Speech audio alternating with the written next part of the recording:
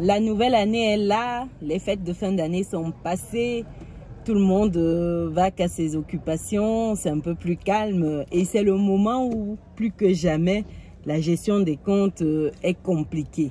C'est le moment où beaucoup se questionnent sur les dépenses de fin d'année parce qu'ils réalisent qu'ils ont fait un peu trop de dépenses et c'est compliqué à gérer parce que le mois de janvier, c'est un mois qui peut être très long. C'est un mois qui, à lui tout seul, on a l'impression qu'il fait 3 mois. Tellement il n'en finit pas. Et beaucoup se retrouvent pris au piège de ces fêtes de fin d'année là aujourd'hui. Donc je voudrais qu'on voit ensemble comment faire des économies au quotidien. Car c'est très compliqué. Il y a beaucoup de personnes qui m'écrivent en me faisant savoir que ce sera très chaud ce mois-ci. Et j'aimerais qu'on en parle. Donc dans cette vidéo, je vais partager avec vous 10 techniques pratiques au quotidien afin de pouvoir faire des économies. Donc restez jusqu'à la fin de cette vidéo car les techniques 8, 9 et 10 sont juste violentes. On se dit à tout de suite.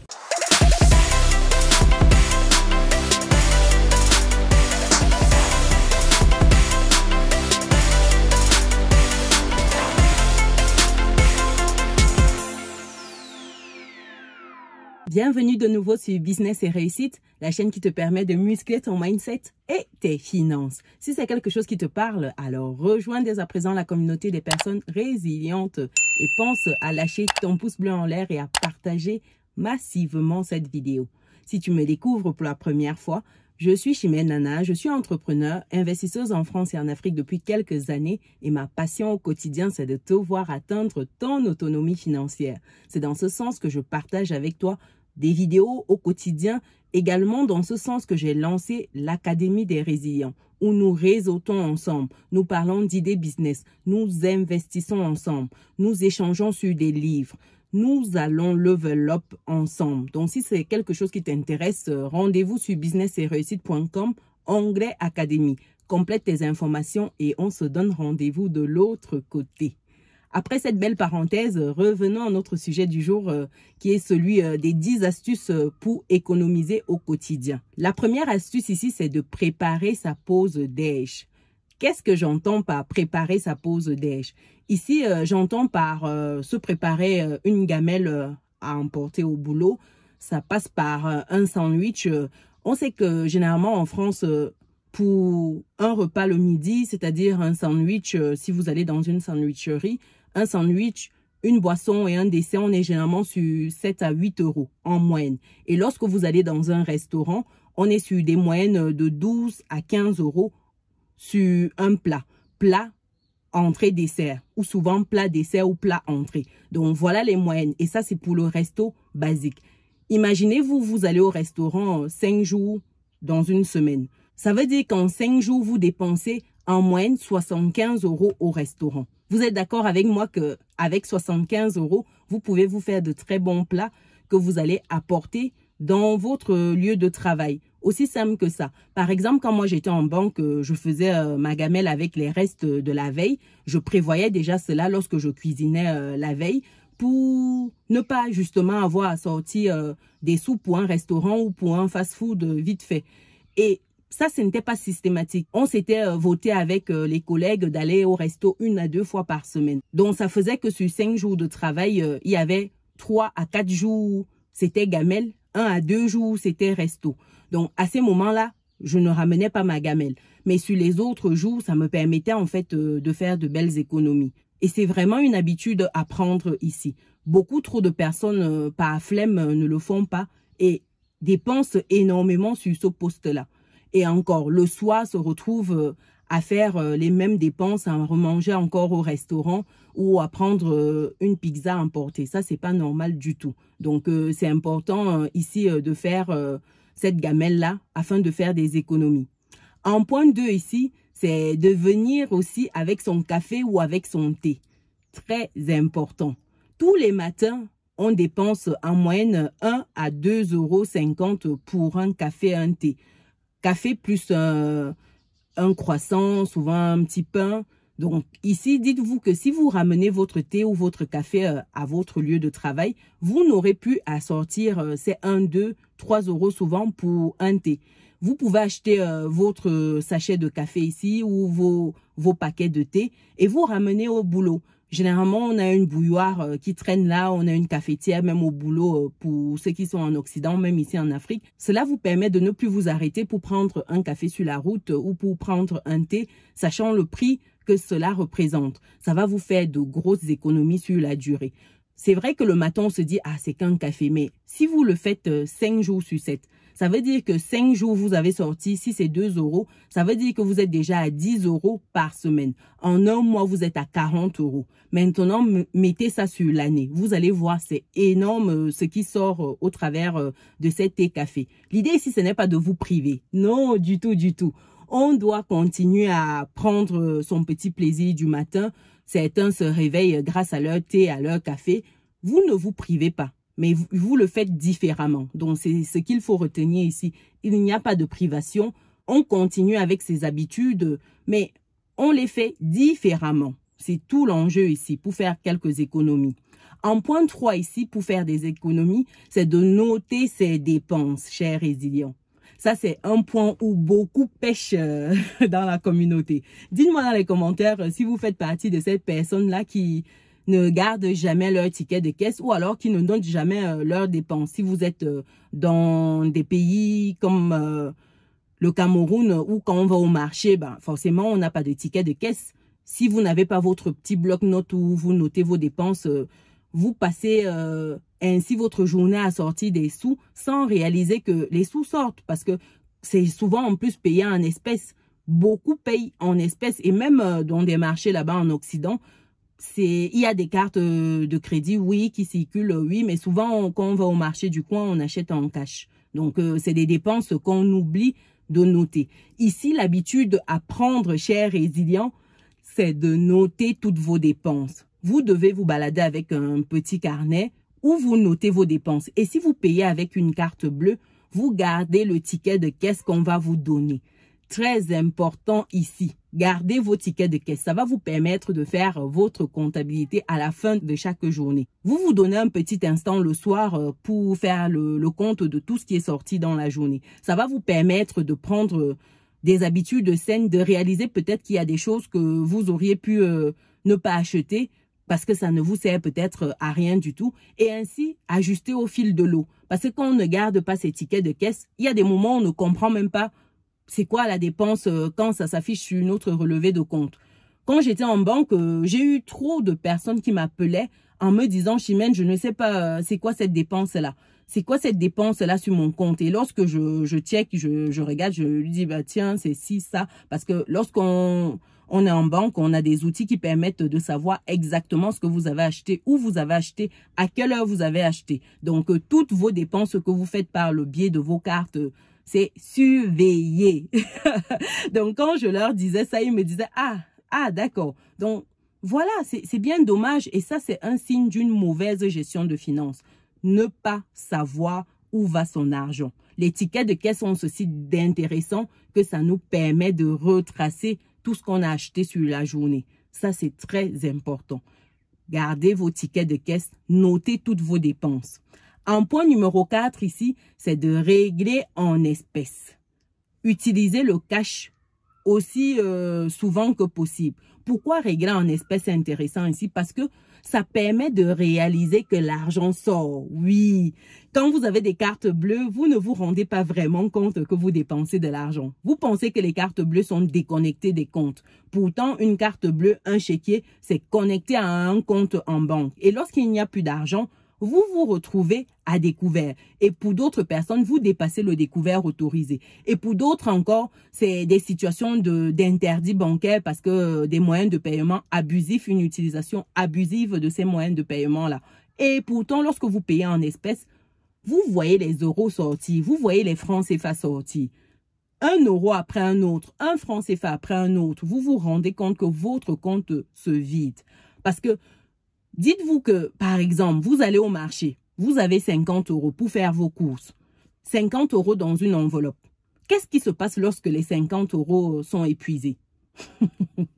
Vous rentrez à la maison. Il n'y a plus de possibilité d'acheter quoi que ce soit. Vous rentrez à la maison. Et pourtant, lorsque vous avez une carte bleue, vous vous dites, ah tiens, Je peux en avoir besoin dans 2 semaines, dans un mois. Oui, je vais acheter ça. Vous vous retrouvez à acheter des choses dont vous n'avez pas réellement besoin, des choses qui n'étaient pas dans votre liste de courses, mais simplement parce que vous vous dites que peut-être je peux en avoir besoin. Oui, je peux en avoir besoin. Et c'est comme cela que vous remplissez vos caddies. Non, achetez en espèces. Ici, vous allez voir l'argent sortir. Quand l'argent là sort, vous voyez, j'avais 50 €, il me reste même pas 5 €. Là, on se calme. On se calme, mes chers résilients. Astuce numéro 5 ici, c'est d'acheter, mais en différé. Je m'explique. Ce n'est pas le différé où vous achetez en 10 fois là. Non, non, c'est pas ça. Acheter en différé ici, c'est de prendre le temps de la réflexion. Si vous avez envie d'acheter un sac à main, une paire de chaussures, une jolie robe, un pantalon, la question ici, c'est de prendre quelques jours, quelques semaines de réflexion. Si ce n'est pas prévu, vous prenez quelques jours, voire quelques semaines de réflexion pour savoir si vous avez réellement besoin de cet article-là. Vous avez vu ce pantalon-là, il est très beau. Est-ce que vous en avez besoin? Sur le moment, votre esprit vous laisse croire que oui, vous en avez besoin. Vous n'avez plus beaucoup de vêtements à porter. Les pantalons que vous avez sont usés. C'est l'occasion de renouveler votre garde-robe. Ça, c'est sur le moment. Mais lorsque vous prenez 1 semaine, 2 semaines, pour vous rassurer que vous avez vraiment besoin, au bout d'1 semaine, 2 semaines, vous avez même oublié, vous n'y pensez même plus. C'est au bout de quelques semaines, quelques mois que vous réalisez que je voulais même acheter tel article. Et là, vous comprenez que vous n'en aviez pas vraiment besoin. C'est juste que sur le moment, c'était un mot de coup de cœur. J'achète, c'est que 20 €, c'est que 10 000 francs CFA. Non, prenez le temps de réfléchir avant tout achat. Ça, c'est une règle clé pour la gestion des finances. Il faut prendre le temps de la réflexion, chers résilients. Avant de poursuivre avec la technique 6 pour faire des économies au quotidien, pour tous les résilients qui peinent à bien gérer leurs finances, à comprendre où va leur argent, à faire des économies, qui peinent à épargner au quotidien, je vous invite à ma prochaine masterclass que j'organise afin de démystifier la gestion de finances, de vous donner les bases pour une bonne gestion de finances, pour vous donner les outils afin que vous changiez votre manière de gérer votre argent au quotidien et afin que vous adoptiez les bonnes bases pour une gestion de finances saine, pour avoir des fins de mois sereines. Ancienne banquière, je partagerai avec vous des astuces simples pour traquer vos dépenses et optimiser vos revenus pour mieux épargner et investir. Rendez-vous dans le descriptif de cette vidéo pour bloquer votre place. Après cette belle parenthèse, passons donc à la 6e astuce pour faire des économies. C'est simplement de privilégier les activités gratuites ou très peu chères. Quand je dis activité gratuite ici, lorsqu'on veut s'amuser, on pense toujours tout de suite à dépenser. Et pourtant, il y a des activités où on n'a pas besoin de sortir 1 franc de son portefeuille. Par exemple, vous pouvez aller vous détendre en visitant des parcs. Il y a des parcs qui sont gratuits, des zoos. Vous avez également des musées qui sont gratuits. Vous pouvez aller à la bibliothèque, vous pouvez marcher, vous pouvez faire du vélo, vous pouvez aller dans l'espace détente qui est au pied de votre immeuble. Il y a plein de moyens de se détendre sans forcément sortir des sous de son portefeuille. Il faut privilégier ces activités-là. On n'est pas toujours obligé d'aller en boîte de nuit, toujours obligé d'aller dans un restaurant pour se détendre avec des amis. Je ne dis pas qu'il faut exclure cela, mais je dis simplement qu'il y a d'autres moyens de prendre plaisir, de prendre du bon temps au quotidien, sans sortir un sou de sa poche. Et ça, c'est un des moyens. Comme 7e astuce ici, c'est d'inviter ses amis à la maison plutôt que d'aller au restaurant. Pourquoi ne pas inviter vos proches chez vous et de faire un bon plat à manger? Ça vous coûte beaucoup moins cher que d'aller dans un restaurant. Dans un restaurant, lorsqu'on y va, on est en moyenne sur 20-25 € pour un bon plat, une entrée, un dessert et une boisson. On est généralement sur 20-25 € et ça, je parle des restaurants basiques. 20-25 €. Imaginez-vous avec vos 25 euros. Vous pensez que vous ne pouvez pas inviter des amis à la maison et bien manger ou même mettre ses amis à contribution. Si vous êtes 4 et que vous avez chacun 25 euros, pourquoi ne pas prendre ces 100 euros, les mettre ensemble et puis faire des courses et vous faire un festin chez vous. Avec 100 euros, vous avez largement de quoi faire. Même avec vos 25 euros, si vous ne voulez pas mettre vos proches à contribution, avec 25 euros, on mange bien, on mange bien. Vous n'allez pas manger peut-être du poisson bien frais, chacun un poisson, mais vous avez des plats avec 25 euros, vous vous en sortez bien. Et ça va vous permettre de faire des économies. Donc pensez-y la prochaine fois où vous avez envie d'aller au restaurant, vous pouvez amener le restaurant chez vous. C'est également un moyen d'économiser. Donc voilà une petite astuce qui peut être mise en pratique tout de suite, le week-end même, j'ai envie de dire. En astuce numéro 8 ici, c'est d'avoir toujours une bouteille d'eau avec nous. Pourquoi je le dis? Lorsqu'on est en train de se balader, lorsqu'on est en sortie, souvent on a une petite soif. Et généralement, qu'est-ce qu'on fait? On achète une bouteille d'eau, on achète très souvent une bouteille de jus, une boisson gazeuse. Et chemin faisant, on pense étancher sa soif, mais pas vraiment. Pourtant, si on a vraiment soif uniquement, une bouteille d'eau, ça fait largement l'affaire. Et avoir une bouteille d'eau sur soi, ça permet d'économiser. Parce que quand vous êtes à l'extérieur, une bouteille d'eau, on est généralement sur 2 euros, 3 euros. Dans certains milieux, on peut aller même jusqu'à 5 euros. Donc, quand vous avez votre petite bouteille d'eau sur vous, bah, vous êtes tranquille. Ça vous permet d'économiser, ça vous permet de ne pas être tenté par d'autres choses. Parce que quand vous entrez dans une supérette pour acheter juste une bouteille d'eau, vous êtes tenté d'acheter un bonbon, d'acheter une sucette, etc. Et c'est comme cela que vous avez des achats complémentaires non prévus lorsque vous étiez en train de sortir de chez vous. Donc, pensez à votre bouteille d'eau. En 9e technique ici, c'est de faire vos courses au bon moment. Qu'est-ce que j'entends par faire ces courses au bon moment? Les grandes surfaces offrent des réductions suivant la période où vous faites vos courses.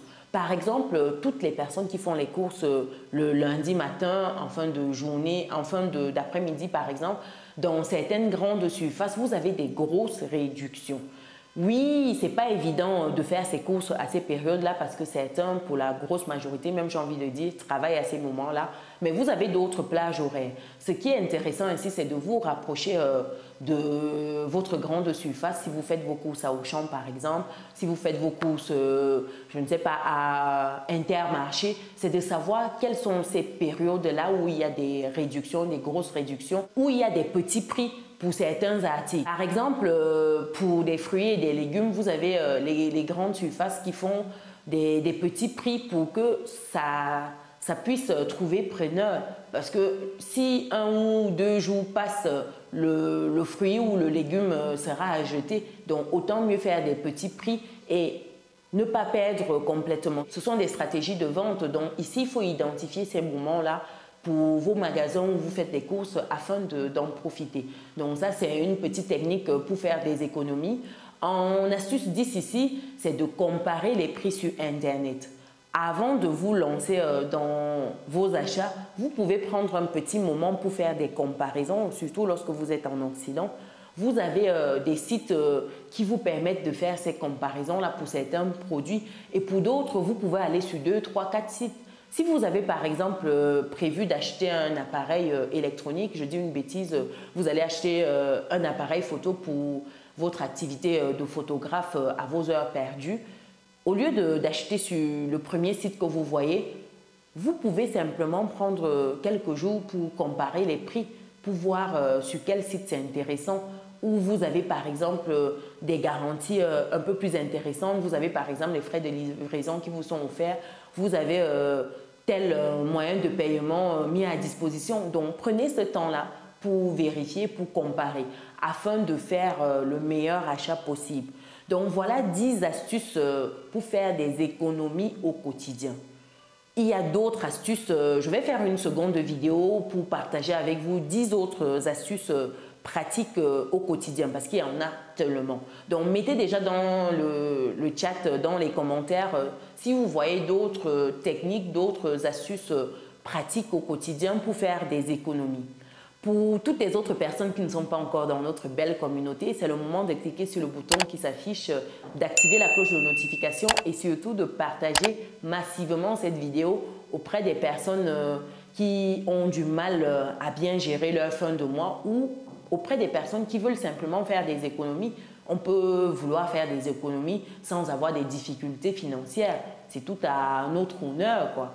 Donc voilà, pour les personnes qui souhaitent aller un peu plus loin, qui souhaitent avoir une meilleure gestion de leurs finances au quotidien, comme je disais tantôt, vous avez la possibilité de bloquer votre place à la prochaine masterclass que j'organise afin de démystifier les basiques de la gestion de finances, afin de vous donner des outils simples à utiliser au quotidien pour épargner, pour faire des économies et pour investir plus tard si c'est ce qu'on souhaite. Donc, n'attendez plus. Cliquez sur le lien qui s'affiche dans le premier commentaire ou dans le descriptif de cette vidéo pour bloquer votre créneau ou alors bloquer le créneau d'un de vos proches qui a du mal. Vraiment, ce sera un gros service que vous allez lui rendre. Pour d'autres personnes qui recherchent des idées business pour se lancer, je vous invite à regarder les vidéos qui s'affichent juste actuellement à l'écran. Nous, on se dit à très bientôt. Ciao!